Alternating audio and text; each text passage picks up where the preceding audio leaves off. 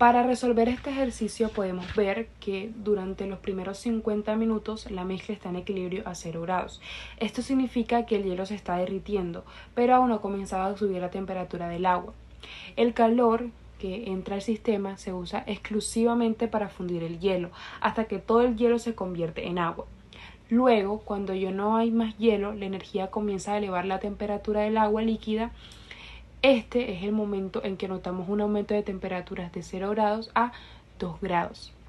Entonces, sabemos que la masa del agua es igual a 10 kilogramos, que el calor específico del agua es igual a 4186 joules sobre kilogramos por grados y que el cambio de temperatura es igual a 2 grados. Entonces aplicamos la fórmula del calor sensible, la cual es igual a la masa por el calor específico por el cambio de temperatura. Entonces, teniendo en cuenta los valores, reemplazamos en nuestra fórmula y nos da que el calor sensible es igual a 83.720 joules. Entonces, este es el calor suministrado en los últimos 10 minutos cuando ya todo el hielo se había derretido. Entonces, como ese calor se suministra en 10 minutos, es decir, 600 segundos, podemos calcular la potencia constante con que se estuvo calentando el sistema. Bueno, esto nos dice que el quemador entrega 139.5 joules por segundo constantemente. Ahora vamos a multiplicar la potencia por el tiempo total de los primeros 50 minutos. Tenemos que ese es el calor que solo se usó para derretir el hielo. Eso es lo que vamos a hallar. Ahora utilizamos la fórmula del calor de fusión, donde tenemos que nuestra Q vale 418.500 joules y nuestro calor de fusión del hielo son 334,000 joules sobre kilogramos. Entonces despejamos la masa. Entonces, esta masa inicial del hielo que estaba en equilibrio con los 10 kilogramos de agua era aproximadamente 1,25. Entonces tenemos que este ejercicio nos muestra cómo, conociendo la cantidad de energía que entra en un sistema, podemos inferir la masa de una sustancia que cambia de fase. En este caso, que pasa de hielo a agua líquida. Bueno, este ejercicio nos dice cuánto trabajo se consume en el vapor cuando un mol de agua a 100 grados Celsius hierve y se convierte en un mol de vapor a 100 grados Celsius a una atmósfera de presión. Suponga que el vapor se comporta como un gas ideal. Determine el cambio en energía interna del material a medida que se vaporiza. Bueno, este proceso es un ejemplo muy clásico de la vaporización a presión constante. En el calor que está suministrándose se divide en dos partes. Una es la que se transforma en el trabajo realizado por el sistema y la otra es la que queda como energía interna en el vapor. Entonces, para resolver este ejercicio, comenzamos por calcular el trabajo que realiza el sistema al expandirse. Cuando el agua líquida se convierte en vapor, el volumen aumenta drásticamente. Pero como estamos a presión constante, entonces vamos a utilizar la fórmula del trabajo, donde tenemos que P es la presión y delta dB es el cambio de volumen entre el vapor y el líquido. Ahora, el volumen del agua líquida es despreciable comparado con el del vapor, así que podemos considerar solo el volumen del vapor. Esto es muy importante. Y utilizando la ecuación de los gases ideales, vamos a sustituir los valores. Estos son los valores. Entonces, ahora que tenemos esos valores y los sustituimos, podemos calcular el trabajo.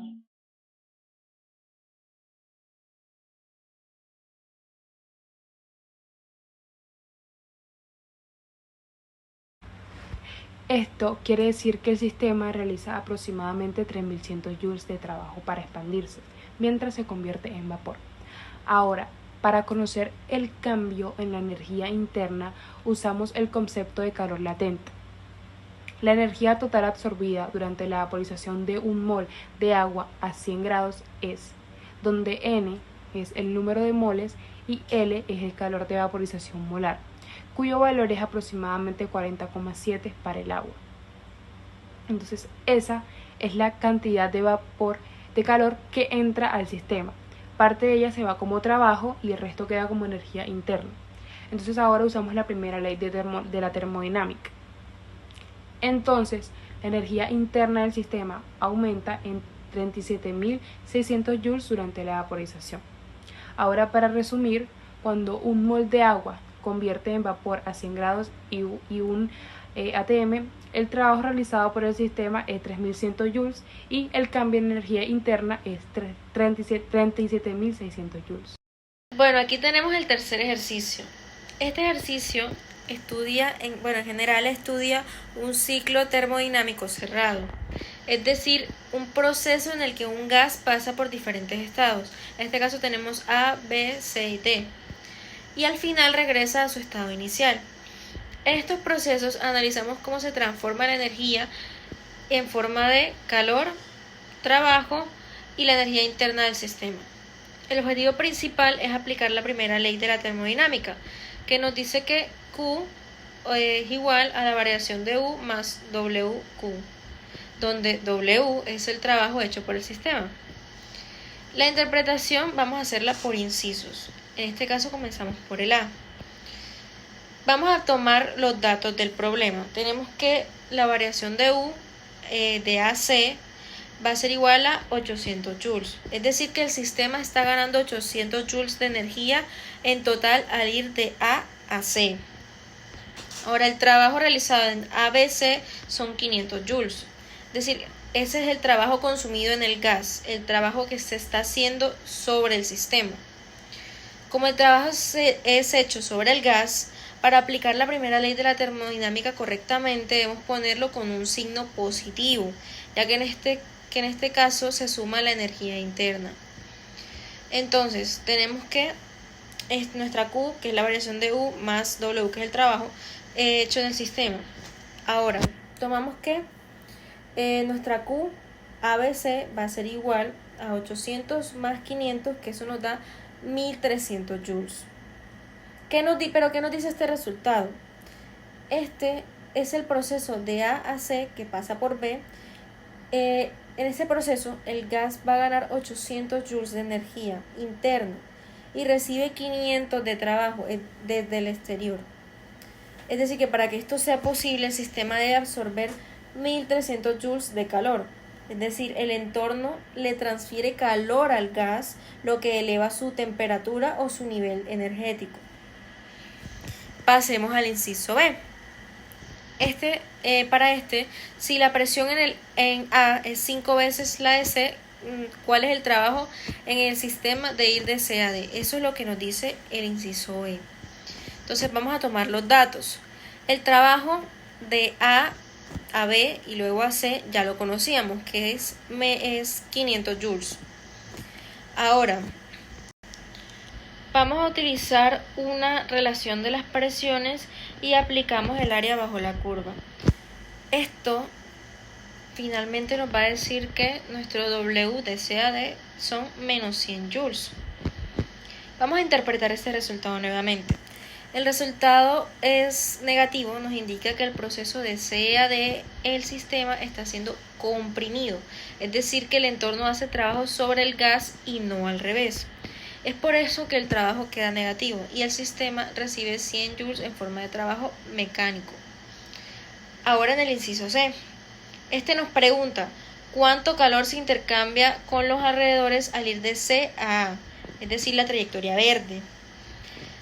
Nuevamente vamos a tomar los datos. Sabemos que nuestra delta de U a C son 800 y que nuestra delta de U de C a A son menos 800. Ahora, nuestro W de C a A son menos 100, es decir que también es el trabajo hecho sobre el gas.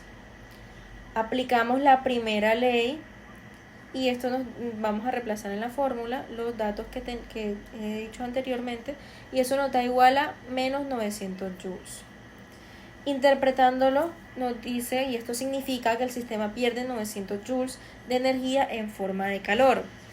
El signo negativo nos va a indicar que el calor sale del sistema y en términos físicos esta etapa representa un proceso en el que el gas se enfría mientras está siendo comprimido.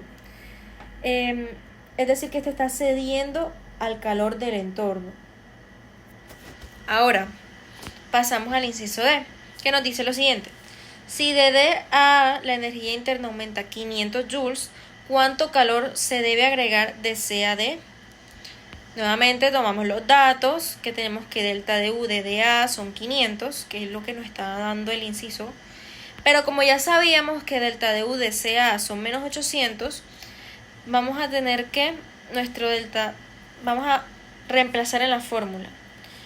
Y nosotros al reemplazar los datos que mencioné anteriormente, tenemos que esto nos va a dar menos 1300 joules. La primera ley nuevamente nos está diciendo que nos da 1300 joules. Este resultado indica que el sistema está perdiendo 1300 joules de calor durante el tramo de C a D, pero como no hay trabajo hecho, toda la pérdida de energía interna se debe a la salida del calor. Esto podría representarse, por ejemplo, una fuerte condensación o el enfriamiento del gas.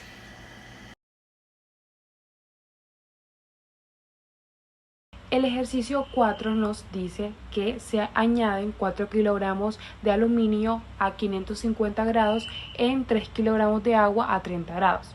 Lo primero que nos pide es hallar la temperatura de equilibrio. Esta vendría dada por 100 grados. ¿Por qué? Porque el aluminio tiene suficiente energía para calentar el agua hasta 100 grados. Además que el agua no puede pasar de temperatura sin cambiar de estado. Y por último, una vez alcanzados los 100 gramos, el calor restante evapora parte del agua, pero no aumenta la temperatura. El inciso A nos pide saber cuánta energía se necesita para que el agua alcance los 100 grados. Entonces, para esto utilizamos la fórmula del calor sensible, la cual nos dice que es igual al calor específico por la masa por el cambio de la temperatura. Según el ejercicio, tenemos los datos, los cuales dicen que la masa del agua es igual a 3 kilogramos, que el cambio de la temperatura es igual a 70 grados y que el calor específico del agua es 4186 joules sobre kilogramos por grados centígrados. Entonces, reemplazando estos valores en nuestra fórmula, tenemos que el calor sensible del agua es igual a 879.060 joules. El inciso B nos pide calcular cuánta energía se necesita para evaporar todo el agua. Para esto, nuestro Q total vendría dado por el calor sensible, por la masa, por el calor latente de vaporización del agua, la cual es 2.260.000 joules. Entonces, reemplazando todos estos valores en nuestra fórmula, nos queda que el Q total vendrá dado por 7.659.060 joules. Es decir, que esta es la cantidad de energía que se necesita para evaporar todo el agua. Ahora, el inciso C nos pide saber cuánta energía libera el aluminio antes de alcanzar los 100 grados. Para esto, utilizamos la fórmula del calor sensible, la cual es calor específico por masa por el cambio de la temperatura. Y sabemos que el calor específico del aluminio es igual a 900 joules sobre kilogramos por grados, que la masa del aluminio en este caso es 4 kilogramos y que el cambio de la temperatura vendría siendo menos 450 grados. Entonces reemplazamos todos estos valores en nuestra fórmula y finalmente nos queda que la energía que se necesita para que la energía que desprende el aluminio antes de alcanzar los 100 grados es igual a menos 1.620.000 joules.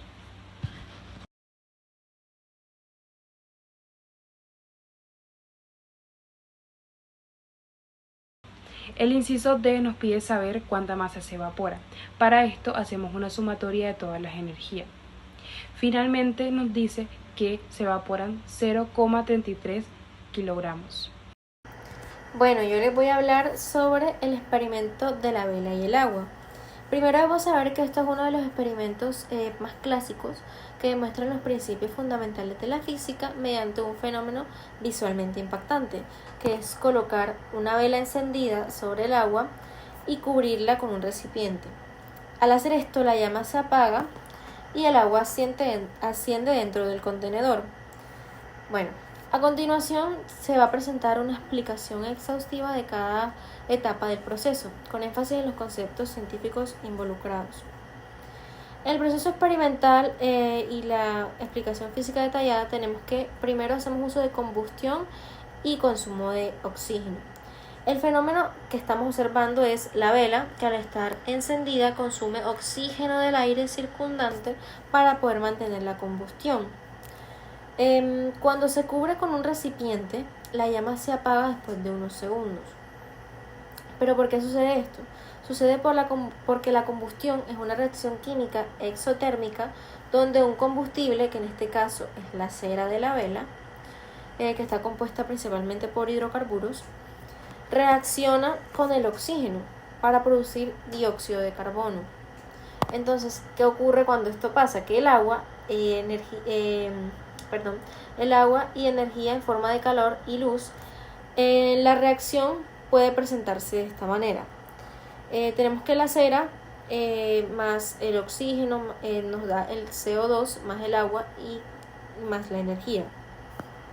Entonces, ¿qué ocurre? Que al cubrir la vela con un recipiente, el oxígeno disponible queda confinado en un espacio limitado. Entonces, la llama consume este oxígeno rápidamente y cuando su concentración disminuye por debajo del nivel necesario para sostener la combustión, que es aproximadamente un 16%, la vela lo que hace es apagarse. Este proceso ilustra la dependencia de la combustión del oxígeno y cómo los gases reaccionantes se agotan en un sistema cerrado. Ahora, el otro concepto que vemos es el cambio de presión interna en el recipiente.